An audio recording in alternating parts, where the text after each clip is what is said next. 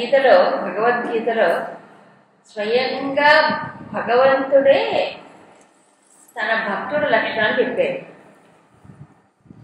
యో మద్భక్త సమే ప్రియ, భక్తిమాన్ మే సమే ప్రియ, ఇలాంటివి చాలాసార్లు 4 సార్లు రిపీట్ అవుతాయి. అంటే భగవంతుడికి ఇష్టమైన భక్తుడు ఎవరు అనేది చెప్తున్నారు. సో భగవంతుడికి ఇష్టమైన భక్తుడు అని అంటే ఇప్పుడు భగవంతుడి యొక్క ప్రీతిని నేను పొందాలి అంటే ఆయనకి నేను ఇష్టం కావాలి అని అప్పుడు ఈ విధంగా ఉండాలని ఒక ఐడియా, ఒక ఆదర్శం మన ముందు ఉంచుతున్నారు అంతే. అంటే ఎందుకు అంటే మనము స్టాండర్డ్ టైము ఒకటి ఉంటుంది మొత్తం దేశానికి, ఓ దేశానికి ఒక స్టాండర్డ్ టైం ఉంటుంది, అవునా కాదా? మనం మన టైం దేన్ని బట్టి కరెక్ట్ చేసుకోవాలి? Standard time, Indian standard time అంటారు, ఐఎస్టీ, దాన్ని బట్టి మనం మన టైంలో అడ్జస్ట్ చేసుకోవాలి.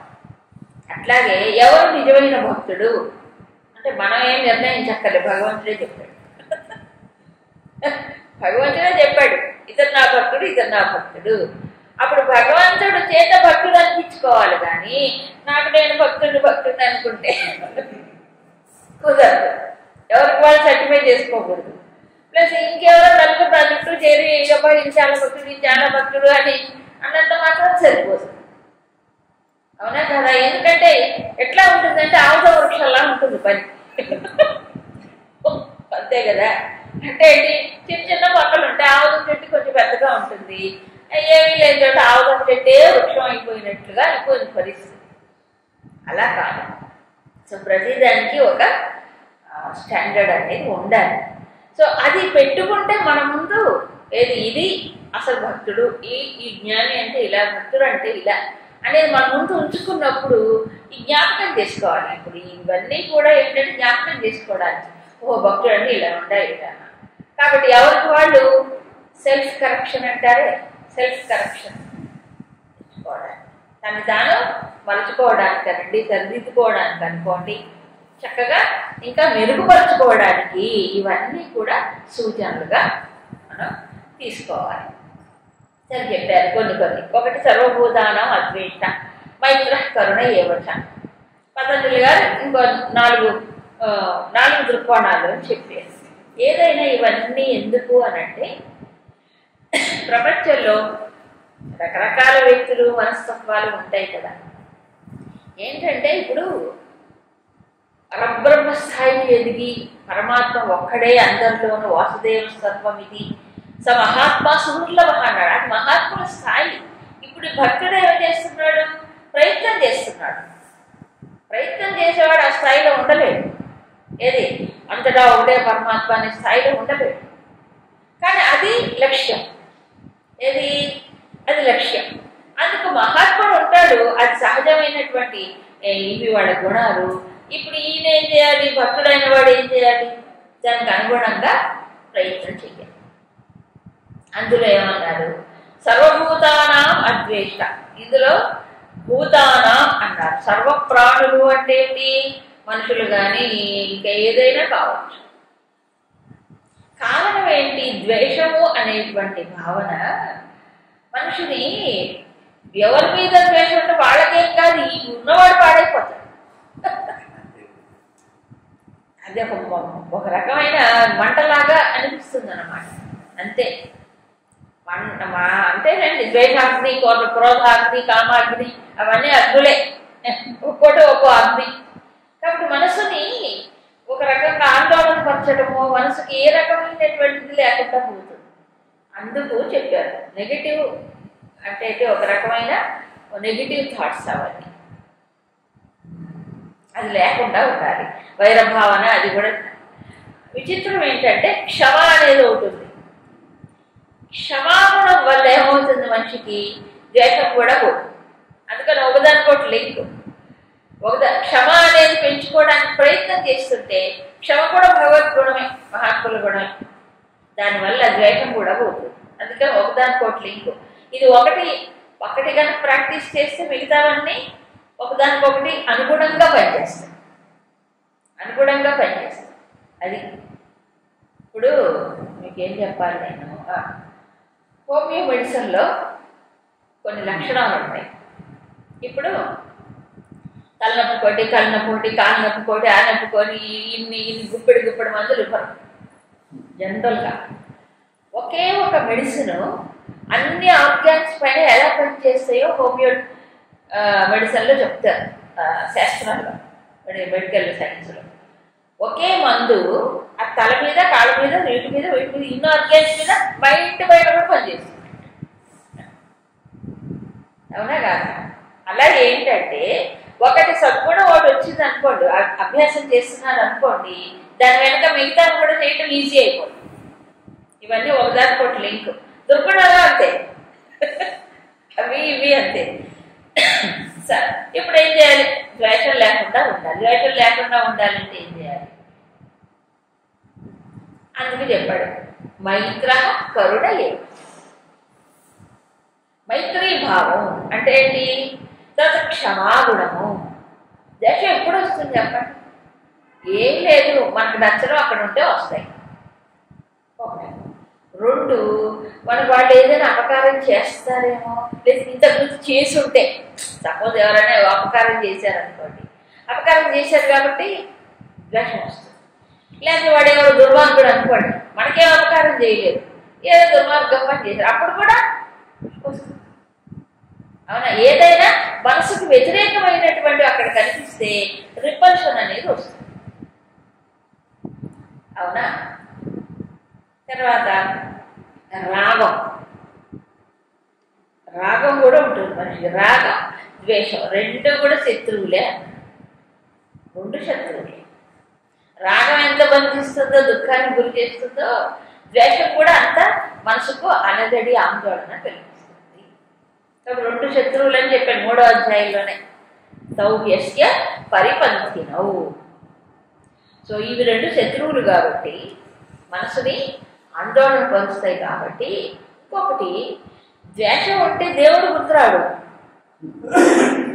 ఏదన్నా సరే ఆ మనిషే గుర్తొస్తాడు. ఎవరు?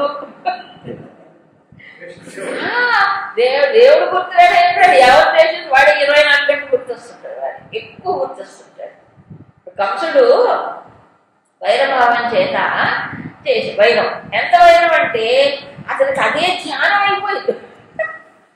ధ్యానం అయిపోలే, కూర్చుంటే తీసుంటే 24 గంటలు అంతగా ఎవరు తలుచుకుంటాడు? లేకపోతే భగవంతుడిని తలుచుకోలేడుగా, ద్వేషంతో తలుచుకున్నాడు. ఇది ఆయన కృష్ణుడు తలుచుకున్నాడు కాబట్టి కనీసం వాడు కృష్ణుడు చంపించాడు. వాడు వచ్చి ఆ దేహాన్ని నుంచి ముక్తి కలిగింది. అదైనా పర్వాలేదు, కానీ అలా చేయలేదు, అటు చేయలేదు, ఇటు చేయలేదు. ఇంకా మామూలు వాడితో పెట్టుకున్నాడు అనుకోండి, ఇంకా ఇదైపోతాడు, కుంచుకుపోతాడు. అందుకు సర్వభూతానాం అద్వైతం. జ్ఞాపకం తెచ్చుకోవడానికి ఇది ఎప్పుడు సాధ్యం అవుతుందండి? ఎప్పుడు సాధ్యం? ఎందుకంటే మనస్సు ఎప్పుడు రిపల్షన్ అంటే వెనక్కి వస్తుంటుంది. అందుకని మాటిమాటికి గుర్తు తెచ్చుకోవాలి. అన్ని ప్రాణుల్లో భగవంతుడు ఉన్నాడు కదా అని జ్ఞాపకం తెచ్చుకోవాలి. చూడలేడు ఇప్పుడే అంతా వాసుదేవుడు అనుకోలేడు, కానీ జ్ఞాపకం తెచ్చుకోవాల్సిందే. ఎందుకు? నేను ద్వేషిస్తే ఫస్ట్ నా మనసు పాడైపోతుంది. ఇంకోటి, ఇక్కడ ఇది అగ్ని. ఈ అగ్ని ఏమవుతుంది? అక్కడ కూడా తాకుతుంది, అటు కూడా తాకుతుంది. కాబట్టి రెండు పక్కల నుంచి అది నష్టమే, రెండు పక్కల నుంచి నష్టమే. అందుకని ఏం చేయాలి? ద్వేషం లేకుండా ఉండాలని. స్వామి దాంట్లో అన్నిటికీ మందు సర్వరోగ నివారణి. సర్వరోగ నివారణి భగవద్భావ. ఇంకో మందు పూస్తే పోదండి, ఏ మందు పూస్తే ఇంకే మందు పట్టుకురండి, అంతే కదా. అసలు భక్తుడు కావాల్సింది భగవద్ అనుసంధానమే కదా కావాలి, అంతే కదా.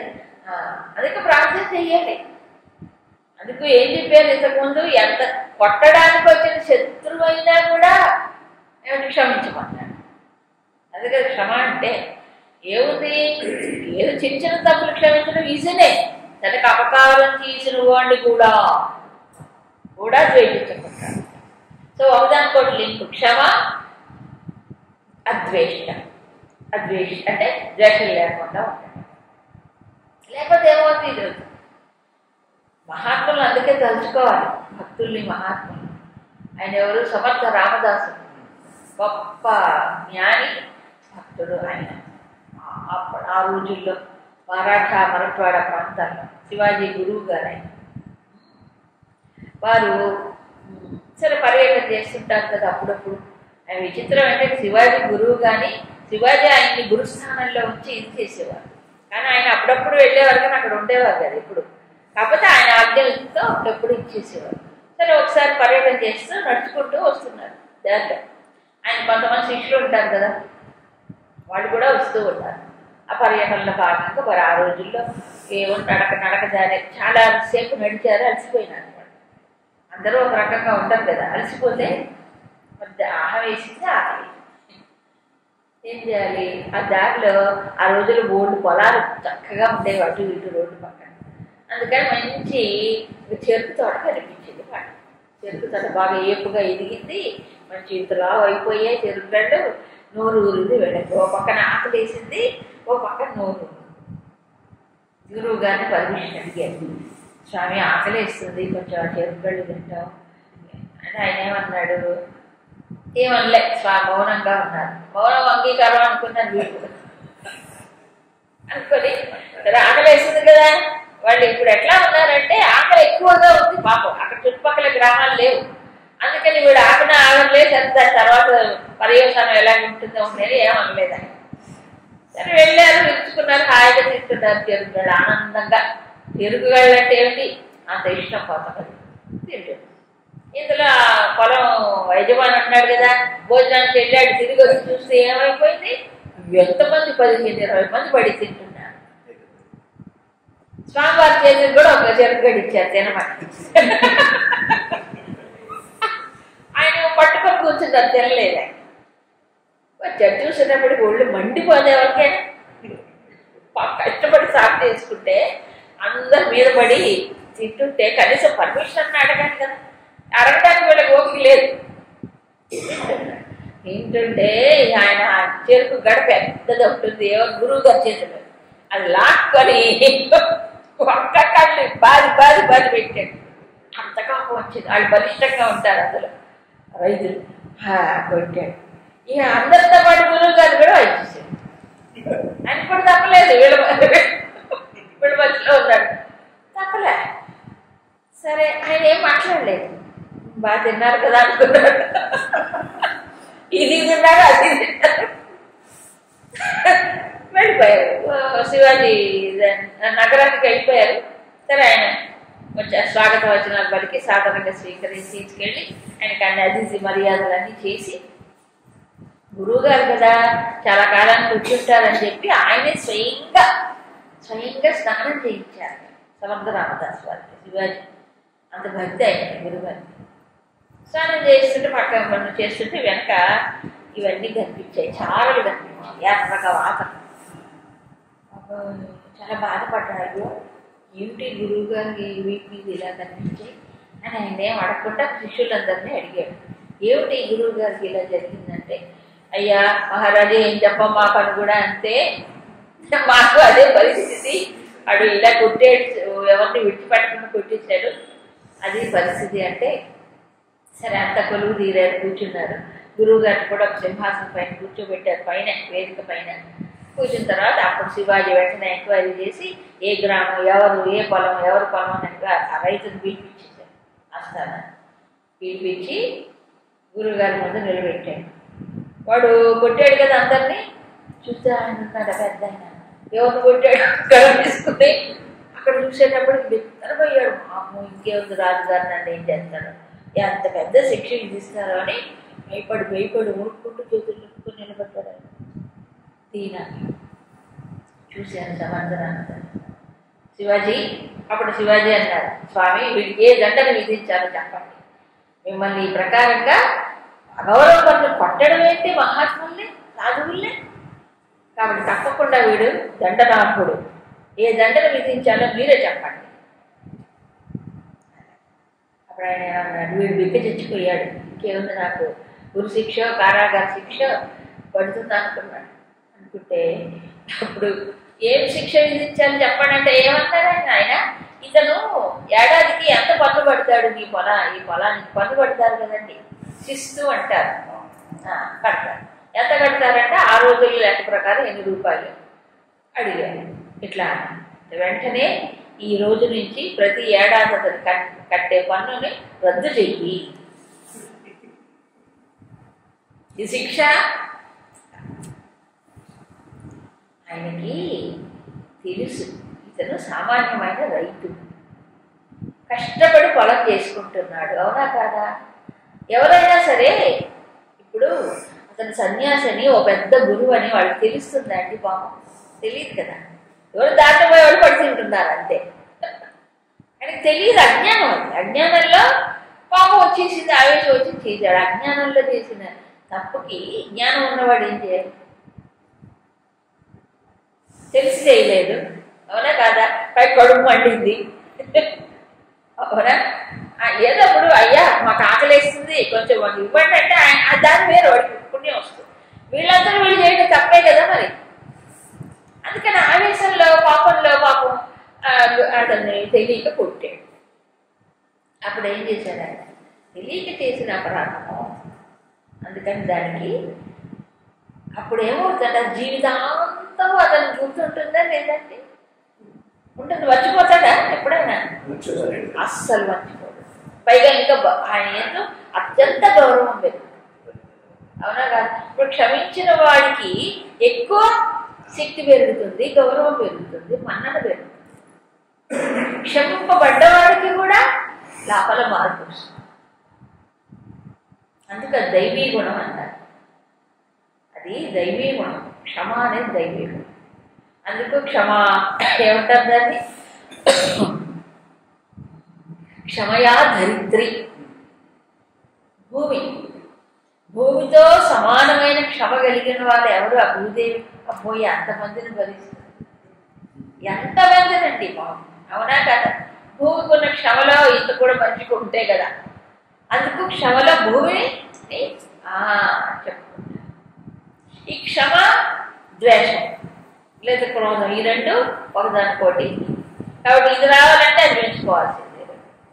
అలాగే మైత్రి కరుణ. మైత్రి కరుణ ఎప్పుడు?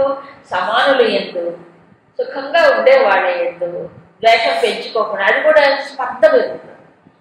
వాళ్ళు బాగా ఉన్నారనుకోండి, కొంతమంది నచ్చదు కదా, ఎందుకు ఒక రకం నెగిటివ్ ఫీలింగ్ వస్తుంది. వాడు బాగున్నారు, నేను పంచుకుంటాను. వాడు బాగుంటే ఏం చేయాలి? వాడు బాగున్నారు, వాడు పూర్వపుణ్యం బాగున్నారు. అందుకని నెగిటివ్ ఫీలింగ్ రాకుండా అంటే మైత్రి అంటే స్నేహం. స్నేహం అంటే పూసుకొని అక్కర్లే, స్నేహం భావన అక్కడ ఉంటాయి. తర్వాత కరుణ. దీనులు, కష్టాలు, బాధలు ఉన్నాయి, వాళ్ళకి కరుణ చూపించగలగాలి. అట్లీస్ట్ మనం వెళ్ళి అక్కడ కూర్చొని వాళ్ళు అన్ని సమస్యలు పరిష్కారం చేయకపోయినా కనీసం జాగ్రత్త అయినా ఉంటుందా, సానుభూతి అయినా చూపించగలగాలి. తర్వాత సంతుష్ట నిర్మమో నిరహంకార. ఈ రెండు చాలా ముఖ్యం భక్తుడికి ముఖ్యం. ఎందుకంటే సామాన్యులైనటువంటి వాళ్ళకి ఇది అహంకారం మామూలే. కానీ భక్తుడు భగవంతుడికి దగ్గర అవ్వాలనుకుంటున్నాడు కదా. దగ్గర అవ్వాలనుకున్నప్పుడు ఏం చేయాలి? ఎంత మమకారం ప్రపంచ విషయాల్లో ఉంటే భగవంతుడితో అంత దూరం అయిపోతాడు, అంతే కదా. అవన్నీ బంధిస్తాయి, మమకారం బంధిస్తాయి, అహంకారం దూరం చేస్తుంది, రెండు దూరం చేసే ప్రపంచంలో ఇరికిస్తాయి. సో భగవంతుడు నీకు దగ్గరగా అవ్వాలనుకునేవాడి పెద్ద ఆటంకాలు ఏంటంటే ఈ రెండే. మరి ఏం చేయాలి అప్పుడు? ప్రయత్నపూర్వకంగా జ్ఞాన దృష్టితో భగవంతుడు ఎవరు, నేనెవరు, నేను భగవద్ భక్తుడిని అనుకున్నప్పుడు ఒక్కోసారి ఏమవుతుందంటే నేను భక్తుడు అనే అహంకారం కూడా ఉంటుంది. మా భక్తుల్లో కూడా ఉంటాయి. భక్తుల్లో కూడా ఒకరికొకరు పోటీలు ఉంటాయి, స్పర్ధలు ఉంటాయి. నేనే గొప్ప భక్తుడిని, వాడు తక్కువ భక్తుడు, మూడు కథలు ఉన్నాయి. కాళహస్తీశ్వర మహాత్మ్యం అదే, కాళహస్తీశ్వర కథలు అదే వస్తుంది, అవునా? వైరం ఉంటుంది వాడికి వీళ్ళకి, అవునా? అవన్నీ ఏంటంటే పరిపక్వత లేనటువంటి భక్తి. వాడికి ఇది ఉంటుంది, ఇది కాదు. భక్తి పరిపూర్ణత చెందాలి అంటే ఈ మమ అహం, అసలు జ్ఞానమైనా భక్తి అయినా కర్మయోగమైనా ఈ రెండు పెద్ద శత్రువులు. కర్మయోగానికి ఇదే శత్రువు ఎవరు? మమ. అది అందుకే కర్మఫల త్యాగం చేయమన్నాడు కదా ముందు అది వదిలించుకోవడానికి. తర్వాత కర్మ సన్యాసంలో ఏం చెప్పాడు? కర్తృత్వ త్యాగం చేయాలి. కర్తృత్వం అంటే అహంకార భావం, నేను కర్తనే అనే కదా. ఈ రెండు కర్మయోగంలోనూ ఉండాలి, భక్తిలోనూ ఉండాలి, జ్ఞానంలోనూ ఉండాలి. ఈ మూడింటి ఒకటే, ఈ రెండే శత్రువులు. సో ఒకటి చేస్తే ఇంకోటి ఆటోమేటిక్ గా జరిగిపోతుంది. సమ దుఃఖ సుఖ ఇది కూడా చెప్పారు. ఏంటి? ద్వంద్వ పరిస్థితుల్లో ద్వంద్వ పరిస్థితులు వస్తాయి, రాకుండా నివారించలేము కాబట్టి వాటిని భరించగలగడం, సహించగలగడం. ఇక సంతుష్ట సతతం, సంతుష్ట తృప్తి కలిగి ఉండటం. యథాత్మ దృఢ నిశ్చయ, తన అన్ని విధాల తన యొక్క దృష్టి ఇంద్రియ మనో నిగ్రహాన్ని కలిగి ఉండడం. దృఢ నిశ్చయ, నిశ్చయపూర్వకంగా. నిశ్చయపూర్వకం ఏ విషయంలో? భగవంతుడి సాధన విషయంలో నిశ్చయం ఉండాలి, ఒక సత్కార్యం చేసే విషయంలో నిశ్చయం ఉండాలి. ఊగులాట ఉండదు. కొంతమంది మాటపాటికి మైండ్ డిస్టర్బ్ అయిపోతుంటారు.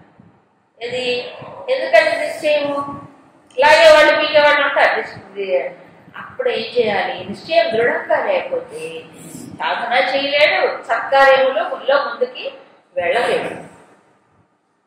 మయ్యర్పిత మనోబుద్ధి, ఇవన్నీ కావాలంటే చక్కగా మనస్సు బుద్ధి ఆయన వైపు పెట్టాలి. ఇది ఒక్కటే మార్గం. మనసు నాది అనుకుంటే నేను దాన్ని ఏమీ చేయలేను. బుద్ధిని కూడా భగవంతుడు అయితే ఉంచాలి, అది కూడా ఆయనకు సమర్పణ. కాబట్టి సంకల్పాలు కానీ ఆలోచనలు కానీ ఇవన్నీ భగవంతుడి వైపు తిప్పినప్పుడు ఈ స్ట్రెంత్ అనేది ఆటోమేటిక్గా వస్తుంది. అందుకే అలాంటి భక్తుడు నాకు ప్రియుడు అన్నాడు భగవంతుడు. సరే, ఇక ఈ రెండు లోకము చేత తాను ఉద్విగ్నత చెందడు భక్తుడు, పరిపూర్ణుడు. అలాగే లోకం ఇతని చేత ఉద్విగ్నత పొందదు, ఏ రకమైనటువంటి ఇది పొందదు. ఎందుకని? కారణం ఏంటి? ఇతను చూసేది ఒక భగవంతుడిని, పరిపూర్ణుడైన భక్తుడు. అందుకు భగవంతుడిని చూసే భక్తుడికి ఉద్విగ్నత లేదు. చూడండి, హిరణ్యకశ్యపుడు తండ్రే, కానీ అక్కడ హరిని నమ్మాడని ద్వేషం వచ్చేసింది. క్రోధాగ్ని జ్వాలలు మండిపోయి ఎంత కష్టపెట్టాడు మహారాజుని. పెట్టాడా? పెట్టాడు, సొంత తండ్రే పెట్టాడు, వేరే వాళ్ళగా. ఎందుకు? అక్కడ తన వైరుని ఈయన పూజిస్తున్నాడు. ఎంత పెట్టినా ప్రహ్లాదుడే ప్రహ్లాదుడు. ఆయన చిరునవ్వు చెదరలేదట, ముఖము వాడలేదట. అది ఇంత కూడా ఎందుకు? ఆయన నిరంతరం నారాయణ నారాయణ నారాయణ భగవంతుడు అతనిలో నిండిపోయాడు. మయ్యావేశ్య మనహ అన్నాడే, అది మయ్యావేశ్య మనసులో భగవంతుడే ఉన్నప్పుడు ఏమైంది చెప్పండి? ఆయనకి రక్షణ దొరకలేదా? అందుకు అలాంటి వాడిని జ్ఞాపకం తెచ్చుకోవాలి. అవునా? కాబట్టి ఉద్విగ్నత చెందలేదు, దేనికి అంత కష్టాలు పెట్టేవాడికే భయపడలేదు, ఆయన ఆందోళన పడలేదు, హాయిగా ఉన్నాడు. కాబట్టి లోకం చేత ఉద్విగ్నత పొందడు. ఈయన వల్ల లోకానికి ఉండదు. ఎందుకు? ఈయనకి ఏం ఆశిస్తాడు? ప్రపంచంలో ఏం కావాలని ఆశిస్తున్నాడు? ఎవరిపైన ఆధారపడట్లేదు. కాబట్టి ఈయన వల్ల లోకానికి ఎలాంటి ఉద్విగ్నత చెందదు. ఎందుకంటే లోకాన్ని ద్రోహం చేయాలని, ఎవరికైనా హాని చేయాలని తలంపే రాదు.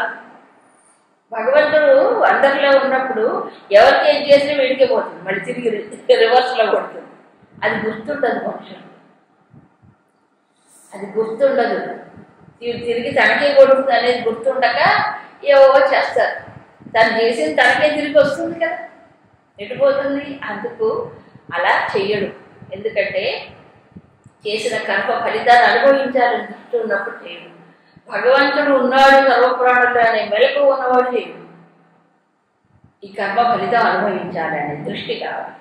హర్షామర్ష భయోద్వేగైతి, ఇవన్నీ ఎప్పుడు అంటే వీటన్నిటికీ మూలం హర్షము కానీ, అమర్షము కానీ, ఉద్విగ్నత కానీ, భయము కానీ. వీడికి మూల కారణం ఏంటంటే కోరిక. చూడండి, కోరిక అనేది ఫండమెంటల్ ఎలిమెంట్. అది తీరితే హర్షం,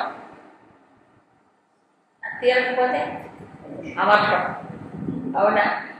తర్వాత తీరింది అనుకోండి, సపోజ్ అది మళ్ళీ ఉండదేమో, వెళ్ళిపోతుందేమో భయం.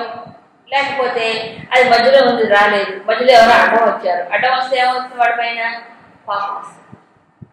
నా కోరిక తీర్చుకోవడానికి నా ప్రయత్నం చేస్తుంటే నాకు అడ్డం వచ్చాడు, అందుకని భయం కూడా కలుగుతుంది. ఇష్ట వస్తువు తనకు దూరం అయిపోతుందేమో, నిజానికి దూరం అయిపోతుంది ఎప్పుడైనా, తప్పదు, కానీ ఆందోళన. తర్వాత హర్ష, హర్ష, భయం, ఉద్వేగం, దాని గురించినటువంటి చింతన. దీనికి మూలం ఏంటి ఇప్పుడు? కోరికే. సో ఇవన్నిటికీ మూలం ఒకటే కాబట్టి సో భక్తుడు ఏం చేస్తాడంటే కోరికని రీప్లేస్ చేసుకుంటాడు. రీప్లేస్మెంట్ అంటే ఏంటి? ఈ స్థానంలో ఇంకో దాన్ని పెట్టడం. ఇప్పుడు దాన్ని కోరుకుంటే రాదు, అవునా? తనకు రావాల్సిన భగవంతుడు ఇస్తాడు. కోరిక వల్ల ఎన్ని అనర్థాలు జరుగుతున్నాయి ఇప్పుడు? హర్ష, అమర్ష, భయ, ఉద్వేగాలు ఒకదాంతో ఆగదు, అవునా? అందుకు చెప్పాడు అది తీర్చుకోవడానికి చేసే ప్రయత్నాల్లో ఇన్ని రియాక్షన్స్ ఉంటాయి. సో భగవంతుడు ఇస్తాడు, ఏది ఇవ్వాలో అని స్వీకరిస్తాను. అంటే ఇంక ఇబ్బంది లేదు, ఫ్రీ మైండ్ అంతా ఫ్రీ అయిపోతుంది. ఫ్రీ అయితే ఒకటి. అండ్ మీరంటే సన్యాసులు మాకు ఎలా కూర్చుంది గృహస్థులం, గృహస్థులైన సన్యాసుల మైండ్ ఒకటేనా? మైండ్ ఒకటే కదా ఎవరికైనా. కాబట్టి ఇదంటే ఒక రకంగా చెప్పాలంటే ఇప్పుడు వర్క్షాపులు పెట్టి మైండ్ మేనేజ్మెంట్ అని డబ్బులు వసూలు చేస్తున్నారు. మైండ్ మేనేజ్మెంట్ ఇదే. అయితే ప్రపంచంలో ఏమి రాష్ట్రులు గీస్తులు సంపద ఏమి తెచ్చుకోకూడదా? కోరికలే లేకుండా ఎట్లాకుంటాడు మనిషి అన్న తర్వాత? అంటే ఒకటి, ఇది ఎవరు చెప్పాడు? భక్తుడు చెప్పాడు. అది ఇప్పుడు ఎట్లా అంటే కామ్యకర్మలు చేసేవాళ్ళు ఉంటారు, కోరికలు దించుకుంటుంటారు, మళ్ళీ ఒరుగుతుంటాయి, ఇవన్నీ పెరుగుతుంటాయి. భక్తి కావాలి, శుద్ధమైన భక్తి కావాలనుకునేవాడికి, అందరికీ కాదు. ఇది భక్తుల లక్షణం. నాకు భక్తి కావాలని సాధన చేసేవాడు ఇవన్నీ. ఒక్కటి బాగా నిర్ధారణ చేసుకోవాలి, నేను కోరుకోకపోతే నాకు రాదా? వచ్చేది రాదా? ప్రాప్తం ఉంటుంది. అవును, ఈ సిద్ధాంతం అర్థమైతే ఎందుకు ఊరికి భగవంతుడు టైం వేస్ట్ చేయడం, మనం కోరుకొని ఎనర్జీ ఎందుకు వేస్ట్ చేసుకోవడం? మనం ఎంత ప్రయత్నం చేసినాం అది కాకపోతే రాదు కదా. అందుకని ప్రయత్నం నువ్వు చేయి, వస్తే వస్తుంది, లేకపోతే రాదు, అంతే. అవునా కాదు? అది తర్వాత అనపేక్ష. ఇక్కడ నుంచి అనపేక్ష సుచిర్దక్ష ఉదాసీనో గతవ్యథః సర్వారంభ పరిత్యాగి యో మద్భక్త సమే ప్రియః.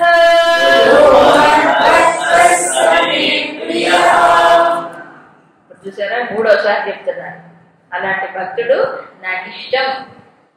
మూడోసారి అనపేక్ష శుచి దక్ష ఉదాసీన గతవ్యథ సర్వారంభ పరిత్యాగి. ఈ మరికొన్ని లక్షణాలు ఏమిటది? అనపేక్ష, అపేక్ష, అనపేక్ష అంటే ఏంటి? ఒక వస్తువు వల్ల నాకు సుఖం వస్తుంది, అది లేకపోతే నాకు సుఖం రాదు. అపేక్ష.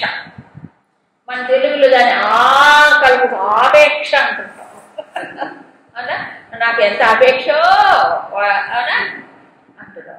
ఆపేక్ష ఉందో లేదో నాకు తెలియదు, కానీ అపేక్ష మాత్రం ఉంది. మన తెలుగు కొంచెం కలుపుకోండి, సంస్కృతం నుంచే కదా వచ్చింది, అందుకని పదాలు కలుపుకోండి. అపేక్షించడం. అపేక్షించడం అంటే ఏంటి? దానిపైన ఆధారపడటం. ఏది వస్తువు పైన కానీ, వ్యక్తులపైన కానీ, పరిస్థితులపైన కానీ. అది ఉంటే నాకు బాగుంటుంది, అది అయితే బాగుంటుంది. వాళ్ళతో కలిసి ఉంటే నాకు బాగుంటుంది, లేదా బాగుంటుంది. ఇంకోటితో అయితే వీళ్ళతోనే బాగుంటుంది. అవి దానివల్ల ఏమవుతుంది? ఆధారపడ్డాం అనుకోండి, వ్యక్తులపైన, వస్తువులపైన మనుషులపైన అవసరం వేరండి, అవసరం డిఫరెంట్, ఆధారపడటం వేరు. అవసరం అంటే మనకు అవసరాలు ఎన్ని ఉంటాయండి, మహాన్ని ఎన్ని అవసరాలు ఉంటాయి. మనకి ఆకలికి ఆరోగ్యానికి ఆహారం కావాలి, శరీరం వస్త్రాలు కప్పుకోవాలి కాబట్టి కావాలి, అంతే. ఇంకేం కావాలి, సెలపైన ఒక షెల్టర్ కావాలి, రోటీ కపడా మకాన్, ఈ 3 కావాలి. తప్పదు, ఎవరికైనా తప్పదు మనిషి.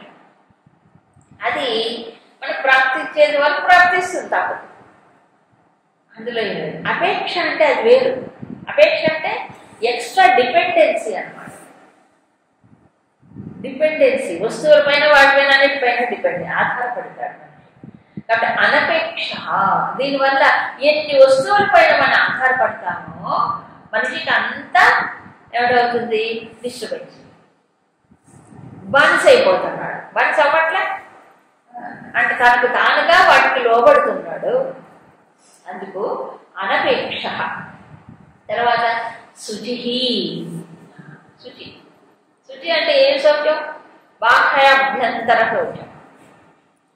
బాహ్యము అభ్యంతరము కూడా. ఈ శుచిత్వం అనేది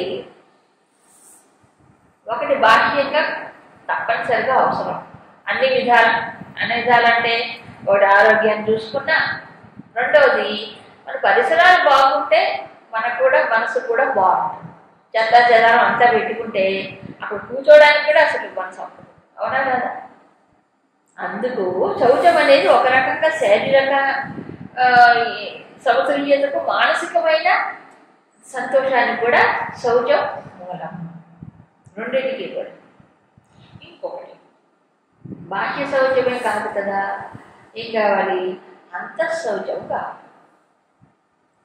అంతఃశౌచం ఎలా వస్తుంది చెప్పండి. మనకి పూజా విధానంలో ఏం చెప్పాడు, అపవిత్ర పవిత్రోవా సర్వావస్థాంగతోపివా యస్వరే పుండరీకాక్షం స బాహ్యాభ్యంతర శుచి. అంటే ఏమిటి, పవిత్రం అపవిత్రం. ఒకసారి ప్రపంచంలో ఉన్నప్పుడు బురద అంటుకుంటుంది, అవునా. ఒక్కోసారి మంచి మంచి వాతావరణం ఉన్నప్పుడు బాగుంటుంది. కానీ అపవిత్ర పవిత్రోవా ఎట్లా ఉన్నా సరే సర్వ అవస్థాంగతోపివా అంటే ఏ అవస్థలో ఏ స్థితిలో ఉన్నా ప్యూరిఫికేషన్కి ఒకటే మందు, ప్యూరిఫైయింగ్ ఏజెంట్. ఏమిటది, ఏమండి, పరమాత్మ దర్శనం. స్మరే పుండరీకాక్ష, స్మరణ. స్మరణ అన్నాడు. అందుకు స్మరణకు అంత ప్రాముఖ్యత.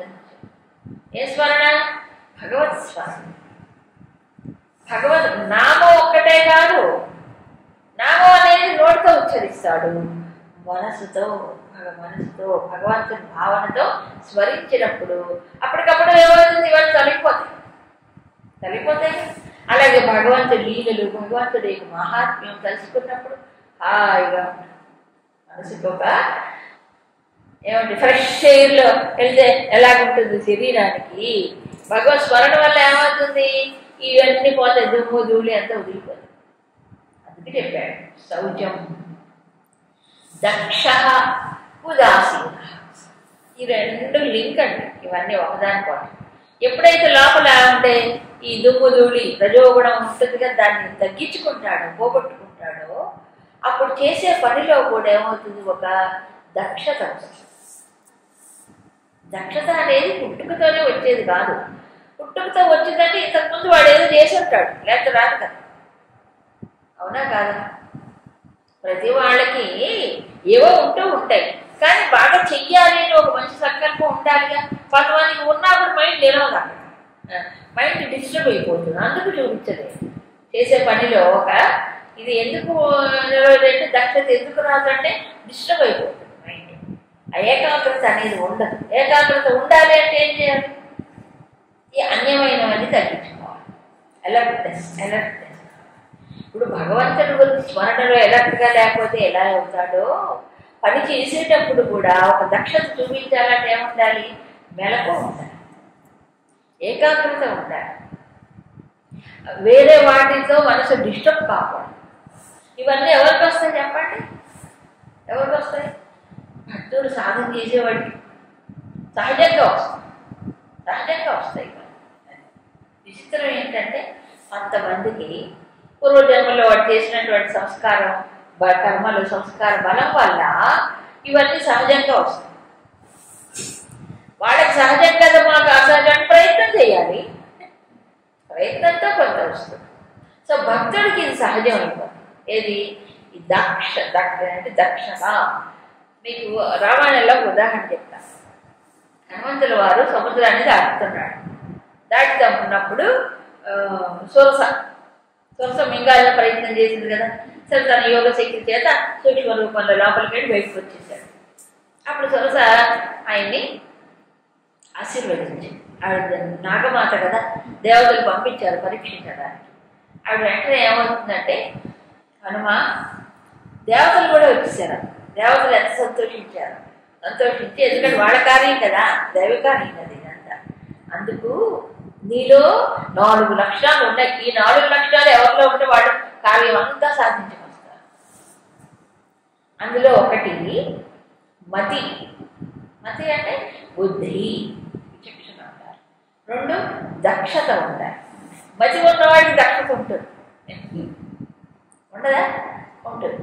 రెండవది ఒక పట్టుదల ఉండాలి కదా. పట్టుదల లేదనుకోండి వాడు అలా ఏం చేయలేడు కదా. సో కార్య దీక్ష ఉండాలి. దీక్ష అంటే పట్టుదల, కార్య దక్షత దీక్ష. అవునా? దీక్ష ఉంటే దక్షత కూడా పెరుగుతుంది. దీక్ష లేకపోతే, దీక్ష అంటే కంకణాలు కట్టుకోవడమే కాదు, కంకణాలు ఏదో ఆకులు కట్టుకోవడం కాదు. అక్కడ ఏ పనైనా కూడా దాంట్లో ఒక దీక్ష. సో ఇది చెప్తాడు ఆ రకంగా మతి గతి ఏదో చెప్తాడు. ఇవన్నీ ఉంటే కవలం చేస్తాడు అని. అది ఆంజనేయ స్వామికి దేవతలు చెప్పారు. ఆమె కూడా ఆశీర్వదించింది. దక్షత ఉదాసీన గతం యథ. ఈ 2 మళ్ళీ చెప్పుకుందాం.